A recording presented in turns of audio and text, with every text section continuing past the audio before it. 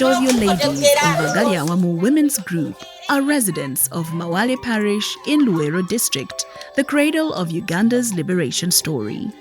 Within its borders, Luweero provided a home for the National Resistance Army to wage a war against governance based on sectarianism, lack of democracy, insecurity, and a myriad of other issues. With that war won, the government embarked on the war against poverty, which is still ongoing till date. For the manifesto period of 2021-2026, the strategy deployed by the NRM government for the fight against poverty is the Parish Dvelopment Model, PDM. Model, which is multi-sectoral, took root in Luweero District in 2022, and it is being implemented in all the 101 parishes of Luweero District government. We have 18 local governments, 10 sub-counties and 10 sub-counties and 8 town councils. We have 642 villages, and we have 101 Parish Development Model circles. We went ahead and formed enterprise groups, and these are 1,892. And so far, we have been able to disburse 10,733,586,000 out of the 10,883,706,000, and opened accounts where these funds have been disbursed. The major enterprises under this model, and in these enterprises, according to the enterprise groups that we formed, are basically majoring in coffee, banana, poultry, dairy, maize, piggery, vegetables, and fisheries. So basically, when it comes to disbursement of funds, we are very comfortable. Now the next initiative has been to monitor and ensure that these funds are put to proper use. And we have been giving guidance time and again, especially to the key stakeholders, who are the sub-county chiefs, the town clerks, and the parish chiefs. And we have also been able to give guidance through the extension staff of these farmer groups.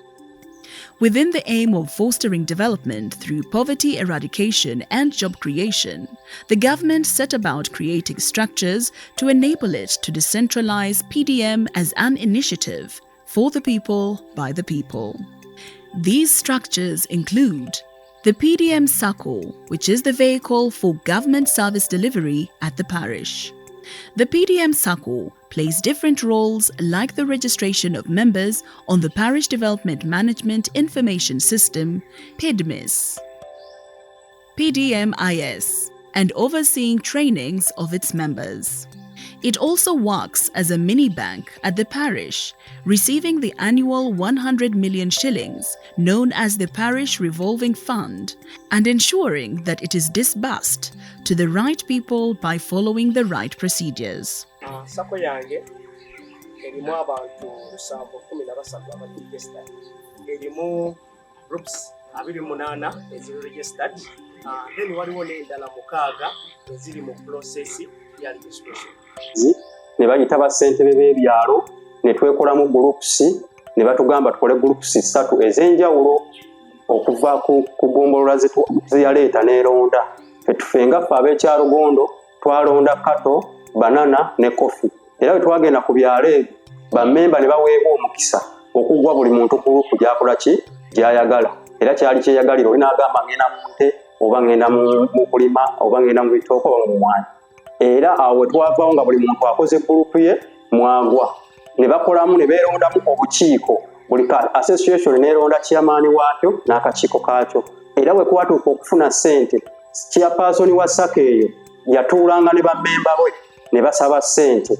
Era mu kusaba ssente ezo baapuluvinganga amannya ne bagaleeta eno ku sako leaders, naffe ne babeera nga akakiiko kaffe aka sako kagenda ne balambula bammemba abo be batuweereza okuva ku byalo okuba nga bafuna ssente. Era amannya ago abalambula ffe be baapuluvinganga babazanga mu komiti eya loan committee wano ewaffe mu SACCO waggulu ne tubeera nga tubatunulamu ne tuyisa amannya ago okusobola okuba nga bafuna ssente sebo naye nga gamanya gabbira ddala eri wansi ku LC ku SACCO association zaabwe.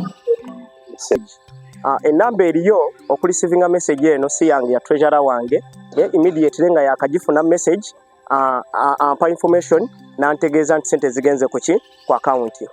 Bw'amala okuntegeeza ekyo mpreparinga olukiiko first olwa SACCO lujje lutuule tusobole bategeeza sente mmeka ezize ku account then butya bwe tugenda okukikola SACCO nejja ne tutuula on board then SACCO bw'emala okutuula ne tuyisaamu minutes zaffe ne tuzinotinga down tuyita olukiiko olwa committees zonna okuli loans committee okuli advisory committee okuli PDC committee then ne kubeerako ne SACCO board committee ne tutuula ffenna okusinziira ku muwendo ogubakoze eki oguzze ne tuteesa nga SACCO na butya groups zino gye zigenda okufunamu ki ssente ffenno twalizolovinga twakiteeka mu resolution nti at least tujagezangako okulaba nti buli group mubaamu bammemba abafunamu ku ssente nti zino ssente ziba tezisobola kumalawo bammemba bonna ba applicant tetuspecifyinga nga tuli meeting tubagamba nti mu group yabwe mugenda funamu bwe bati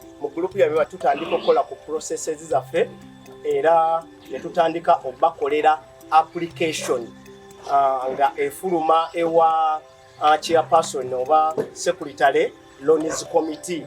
Secretary loans committee yawandika application zino ezaabo bokka abatasobola ku applyinga oba kwesa system bonga bo. Bantu bano ba beneficiaries baffe bonna balina accounts ze bafuna eza PDM IS era nga zifuluma ku FIS nti basobola okwekolera application nesabira sente zino kati abo abatasobola tubayita nitubagamba abatasobola kuwandiika oba okusaba sente online mujje ne tutuula nabo sira ne tubayambako ne tubakolera application ne bafuna messages zonna ezibakakasa okufuna sente. Loans committee eddamu netuula ne verifying ba member bwe zibanga tufunye milioni ya 50 ba members 50 loans committee ne batuweereza SACCO treasurer nazi verifying nazinziriza nenzisanga ku dashboard zange nga tutuula nabo nga tutandika okola disbursement abantu bano nga batandika buli omu okulisivinga sente era mangu nnyo ddala afuna message ku simu ye era nga agenda mu banka nga ajjayo sente zino ssaawa eno tekyali bafuna sente zikawansi wakakadde twagaba milioni 17 n'emitwalo 9,615 netuzigabira abantu 125 wa balance wa SACCO tusigazaako emitwalo 9,718 mwana mukaaga. The SACCO also has the duty to ensure that development is inclusive, covering all the beneficiaries in the special interest groups like youth, women, elderly, and persons with disability. Decentralization of PDM further trickles down to the enterprise groups. These are clusters of PDM beneficiaries who are engaged in activities along different nodes of the same agricultural value chain. Decentralization of PDM further trickles down to the enterprise groups.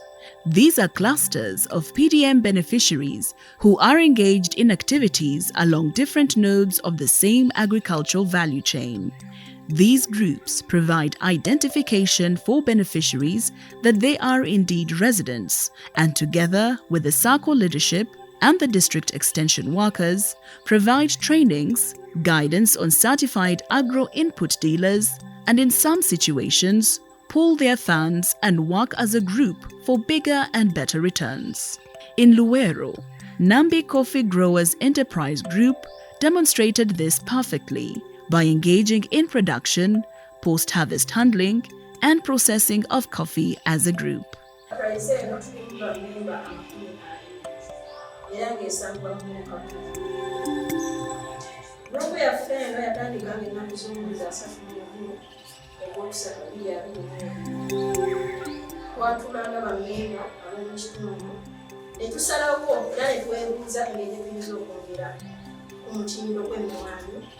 Ubenge tuyinza okufunamu nnyo mu mwanyi zaffe. Ennaku z'omwezi ennaku z'omwezi 22 May 2022 kajesitalinga enterprises yaffe etujesitalinga mu gavumenti. Mu kusooka embeera yatukalubirira ne tusalawo okufuna amapipa okutandika nga bwe tuzeesekulira mu birimu byaffe oluyasekuliragalabo ngeri gye twalimu nk'abayivu abamu batufunira ababi b'amagezi ne batugamba tusobola okufunanga omwezi zaffe ebiganda tuzikubisa kase ne tutwalanga mu kyuma ne tusanga ne tujja kubanga omutindo gw'okusuubusa n'ogw'okusekula gwalinga gwawukana era nga n'okusekula kutukooya nnyo nga bannimba netutandika otwalanga era mu kusooka embeera kapito yali nga ntono nga tukaluubirizibwa wabula oluvannyuma lwa PDM okujja muffe mwalimu bammemba abamu ne tufunamuko kasente bammemba abamu bali 6 ne bafuna ku ssente zaali zasise kinnoomu naye ku bo 6 ogwafuna buli omu yatuwako emitwalo gyali 5 tuba twakalubirizibwanga mu mbeera y'okutambula nga tulina okukwata emmwanyi ezo kasooli omutwalo mukubisa naye nga tetulina ntambula ku ssente zebafunako piki eyalungi era ne tugisasulako obukadde 2 naye ng'ekyo kyonna kiriwo lwa PDM lwaffe nga ffe twali tetulina wakujja bukadde 2 nga bwe tutulaba ne tufunako piki yaffe eyalungi ne tugulako obuuma buneeno bwe mulaba waneeno ne tuyambwako naye nga byonna bingulwa PDM nga tugoberera ekirowoozo kya pulezidenti waffe Museveni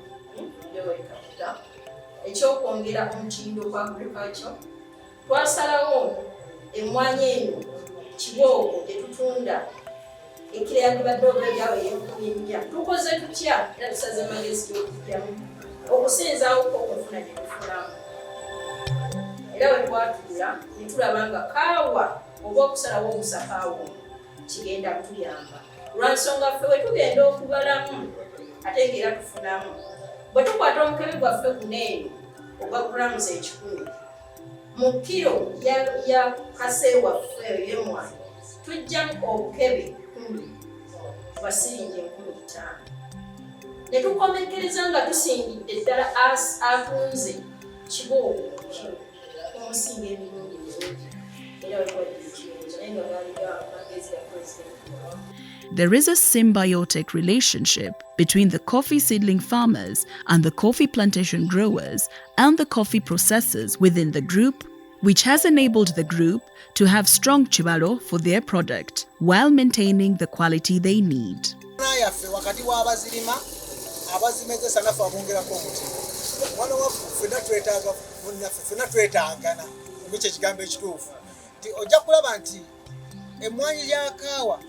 Eteekwa kubeera nga si nkulu nnyo teruddeewo nnyo mu myaka ebeera nga ntoototo oba kitegereka nga obuwangaazi bw'emmwanyi bwoba ekikolo ky'emmwanyi tekuteeka kubeera nga bwa myaka mingi kubanga buli weebaakawo n'emyaka emingi eruuzinga akawoowo n'ebeera nga teri mu kawoowo nabwe kityo bano abazimezesa batuyamba nti bwe bamezesa emmwanyi tuzitwala mu nnimiro bwe tuzitwala mu nnimiro tuzisima nti mu mwaka gumu n'ekitundu emyezi 18 zibeera zitandise okukola ki okuteekako zibeera n'akawoowo akalungi olw'okuba twagala okukuuma omutindo gwaffe ogwakaawa emmwanyi zaffe tuzeenogera era ne tuzeeyamba tutera okunoga kilo 6 biseera ebisinga okusinza kati PDM jajja ne twongeramu kaawa ekimpaakinga singa tuba tupaakinze obukebe buneeno obw'5,000 tupaakinga obukebe 2,000 tutera okujjamu ebiseera ebisinga tujjamu obukadde nga 10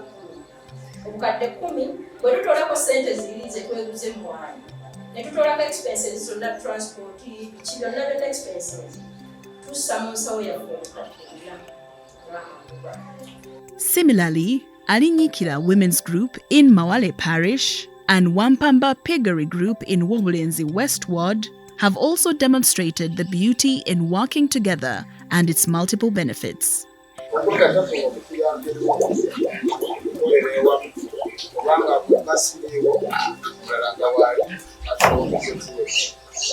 kubanga obizeerya emirundi esatu kitegeeza mututeeka okubeerawo so olina okukola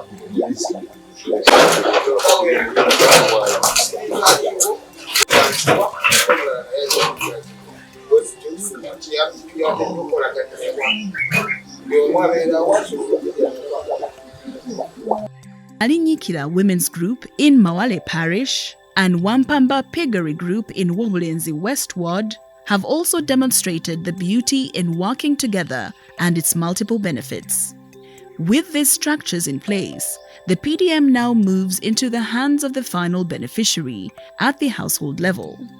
Many of these have had the funds for less than a year, but have been able to start new businesses and improve existing ones because they were well trained on usage of the money and having the chibalo at household level. Nengula embizeemu enkazi nagigula emitwalo 2 ennume nengigula emitwalo 10 n'endaawo nayo nengigula emitwalo 10 nunda enkazi neekula nengitwala ku nnume n'ewaka neetuuka ebiseera eby'okuzaala neebanula bulungi nempita omusawo ne mugamba embizi yange eganye okuzaala kiki omusawo n'aŋŋamba era lika yafiiriddemu abaana munda nenjitunda emitwalo 64 embizeemu kati bwe njitunda emitwalo 64 nenzizaawo endala enkazi eyo n'enkazi eno nekali wali ennume yaliwo n'endaawo nentunda n'endaawo emitwalo 5 olwo ennume eri etandise okuwakisa naye ewakisa bwe bandeetera obwana. Some of the beneficiaries have already registered significant success that has led to the transformation of their lives. Some have been able to pay fees for their children, others to complete their houses, while others have used their fast profits to diversify their sources of income for the household and for their groups. Amagoba natematema bwenti nagulako bulonga nengulako omusenyu anjagala kwongera kuzimba nalinawo ez'emmwanyi zo nenziteeka ku seminti zonna tezaava kuno nengigula paka n'omwanyi nenzitunda nengattira wamu kagyongeddemu ndi musanyufu kubanga mbadde nsula wafunda n'abazi ekifaananyi kyendaba nti ngenda kweyongerako kubanga obusaa buno bugenda kugimusa emmwanyi zange sobole okweyongerako mberera abaana bange basome basobole okubeera nga nabo beyongerako. Nafuna akakadde ka ssente nenundamu enkoko 10 era nenfunamu amagoba ga mitwalo 2 ago nagateeka mu kaduuka kano ezaafikkawo nenzirayo nembukinga era nga binyumu wange endala nengula kasooli era ali ku kyuma era ezaafikkawo ngenda nzireetamu kati nina emirimu 2 n'akaduuka kange katambula n'omulimu gw'okulunda enkoko zange zitambula. For some like Nabukalu Jen and her nephew Semakula Joseph, PDM has enabled them to avoid land fragmentation by working together with different projects on the same piece. The two, living in different households, are both PDM beneficiaries under the coffee and piggery enterprises, respectively. They have something akin to the 4-acre model, where Nabukalu grows matoke and vegetables alongside her coffee, while Semakula rears pigs. This has strengthened the bond in the family.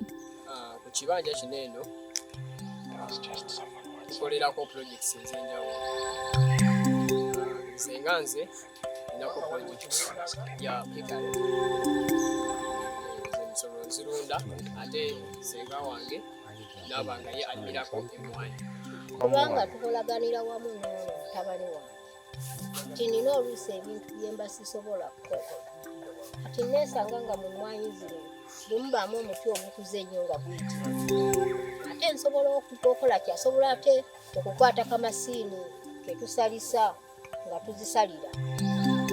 Kemba sisobola nannyambako mu ekyo, nyambako mu kusitula n'okulima okugira okuddukanya bizinesi abigimusa kati nga wilibalo ng'ezo nga tukamuteekako ebigimusa ku mmwanyi n'asindika ne tutuuka we ku kikolo ne tuteekako lusanyambako n'okutema buno obujegere bwe tutubutamuza.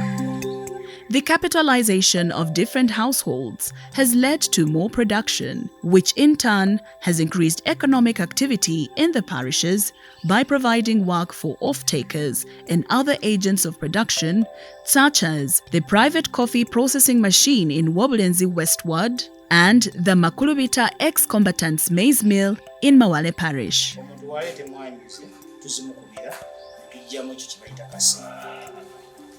Tujja mu kye bayita kase tukisasulira siringi 10 kilo na wademba okunguza bwe basabiddwa ne sente mba sirina n'aguza omulayira watuli abagula banjawulo twamaliriza buli kilo 10 tukigabirako ensawo y'ebintu wademba ogitwala mu nnimiro ye bw'aba omulimi bw'aba tasi mulimi asobola okubitwala babigula from our creation. So we get too much so we group ya fe yali already tugiform nzeo na tugula bijanja aloneka so watu sanga kwa chuma so kwongerako mutindo ku etwali tusobola okugula na kaso so kubako ekyuma kino kituyambye nnyo kuba edda twatambulanga ngendo okugenda Ssemuto Kanyanda Kalasanga tukozesa ebintu bingi naye kati ffe tukungula kasooli waffe mu nnimiro tumuleeta buleesi wano nga tutegeeragana ne bamaneja bano nga batuwa ssente niwe tuba twagala kawunga era bakatukubira tusobola okufuna kawunga ketuyisa famire zaffe wano.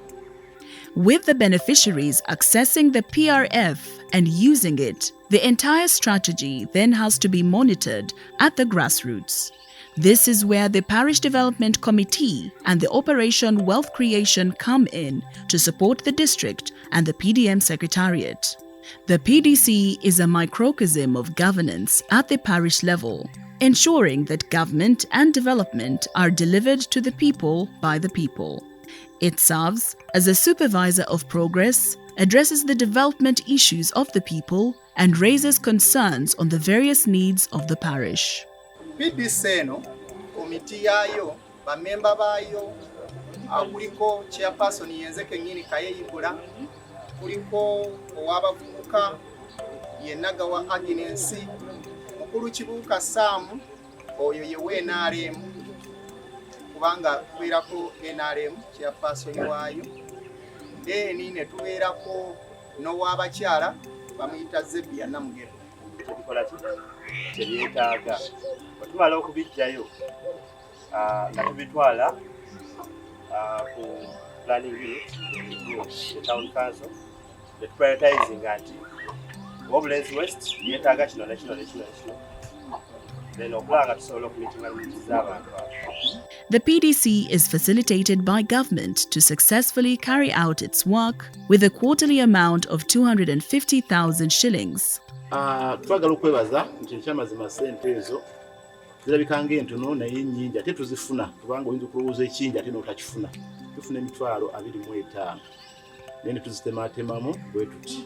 Essente zijja buli kwota bwe tutuula tubaako ne ka refreshments tukozesa emitwalo 6. Kuvaako ssente za stationary emitwalo 5. Kakati tufunayo ka allowance ka mutwalo kuli bamemba 7 nibo banafunako omutwalo 7. Ate netufunako neza ka monitoring nabo mutwalo kuli 7 yaje mutwalo 7. PDC enkwatagana yaffe ne SACCO ekyamazima etambula bulungi lwansonga SACCO emirimu gyesooka neekola nga tetuliyo wayo ate limu obukiiko obw'enjawulo ng'obulondoola obw'ensimbi ovetinga obukola butya naye bwemala abantu bayita omwo okusaba ssente eza PDM. Bwemamala okusaba tutuula nabo ne tutunuulira obungi bw'abantu obusabye na ssente mmeka ezibadde zizze ne tusunsula abantu abo nga tuli ne ttiimu eyo ne tugaba ssente zo mu bwenkanya tutambula bulungi nnyo ne sako yaffe. Ssente nga zaakatuuka zimanyi zijja zituuka ku akawunti yaabwe naye olutuuka batubuulirako ti akawunti ssente zasoose ne zijja bweziti kati twazifunye bweziti. On the other hand, Operation Wealth Creation is one of the bodies mandated to follow PDM implementation countrywide. And this is being done across all spectrums, as noted by Brigadier General Mahmoud Abiriga and Colonel Godfrey Kalyowa. Obukodde bwe tulina okukozesa ddala okulaba nti PDM epafominga bulungi nnyo n'etuukira ddala ku mutindo omukulembeze eggwanga bw'ayagala. Ekisookera ddala kye tulina okukola okulaba nti abantu baffe basomesebwa ddala bulungi, kubanga waliwo akantu ke bayita mindset change. Omuntu n'akitegeera kiki kyalina okukolera ddala, ekyo n'amala okimanya. Then ekirala ne tumonitaringa ebintu bye twagabira abatuuze.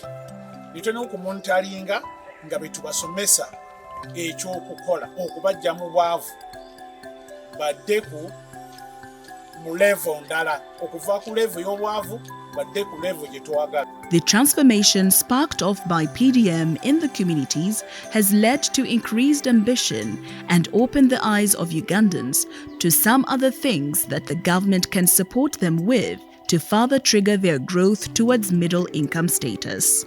PDM era nebaza muzeeyi Museveni mwanyinazi yeebale nnyo yeebalire ddala ayongere okuseesaamu kuba ekintu kitambula bulungi.